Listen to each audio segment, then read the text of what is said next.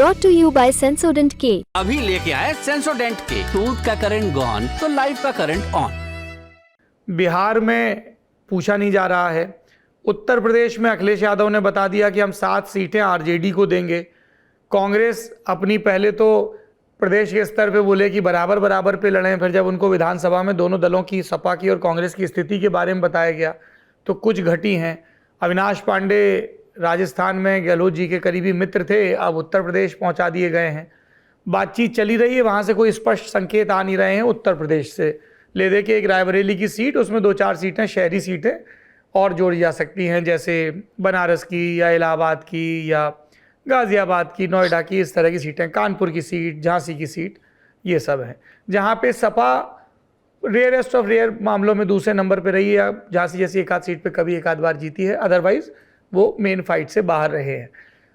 हरियाणा में आते हैं, भूपेंद्र हुड्डा अपनी मोनोपोली चाहते हैं। सुरजेवाला, शैलजा, इन सब की, किरण चौधरी, इन सब की अलग यात्रा चल रही है। राजस्थान में आते हैं, कहा जाता है कि गहलोत चले गए, लेकिन गहलोत का असर अभी भी बरकरार है, चाहे वो नेता प्रतिपक्ष का चुनाव हो या कुछ और हो। तो हो क्या रहा है कांग्रेस में अंदर खाने? कई लोगों ने ये भी सवाल उठाया कि जिस समय कांग्रेस को बड़ी रैलियां करनी चाहिए थी इंडिया अलायंस की, उस समय उनकी पूरी मशीनरी न्याय यात्रा में है। और कई लोग ये कह रहे हैं कि साहब मीडिया दिखाता नहीं, नरेटिव तो उगड़ने की कोशिश कर रहे हैं। आदेश रावल।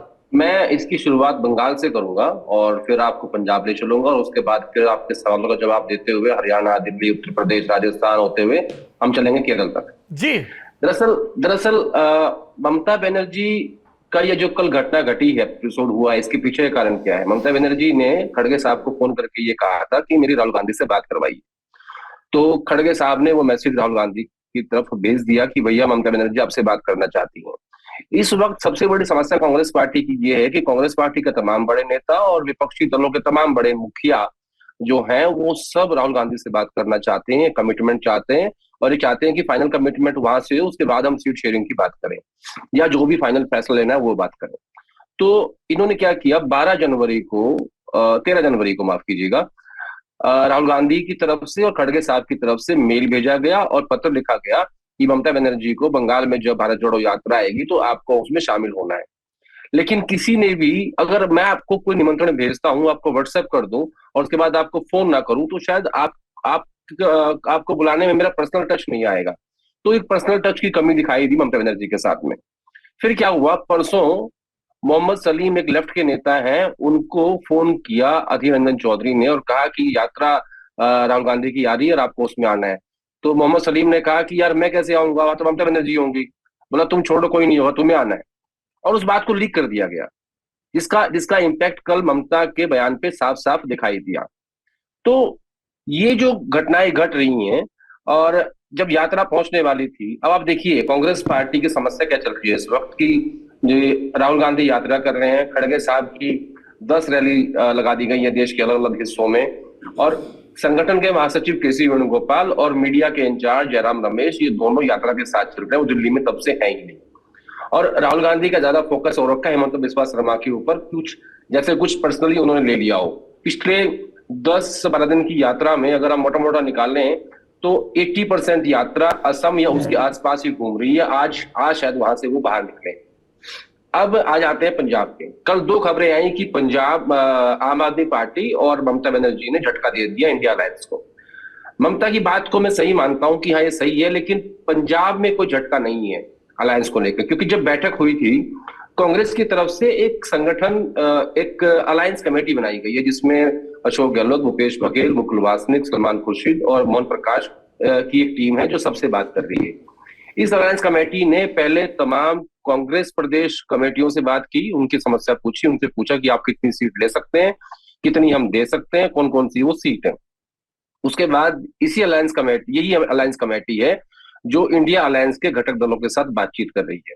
तो पंजाब में जब पहली बैठक हुई तो उसमें ये आया कि सत्ता में आम आदमी पार्टी, विपक्ष में कांग्रेस है। सत्ता और विपक्ष दोनों मिल जाएंगे तो ऐसे में गठबंधन को नुकसान हो सकता है और उसमें अकाली और बीजेपी को 1, 2, 3, 4 सीट तक मिल सकती है। तो ऐसे में क्यों ना हम फ्रेंडली मैच खेल लें।